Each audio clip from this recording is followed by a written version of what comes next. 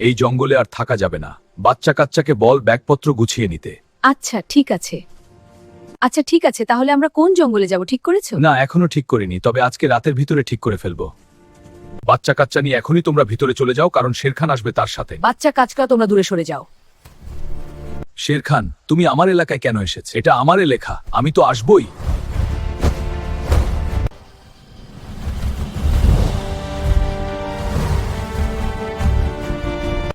আচ্ছা ঠিক আছে, লড়াই না করে আমরা সমদাস্তে আসি। অর্ধেক এলাকা তোমার, অর্ধেক এলাকা আমার। আচ্ছা ঠিক আছে, তাই হোক। এলাকা তো ভাগ করে নিলাম, এখন এলাকাকে রক্ষা করার দায়িত্ব আমাদের। তুমি কোনো চিন্তা করো না, আমরা তো আছি।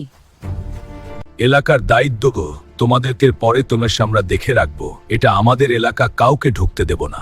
দেখো আজকে এলাকা ভাগ করে নিয়ে কতই না লাভ হয়েছে। কথাটা তুমি ঠিক বলেছো।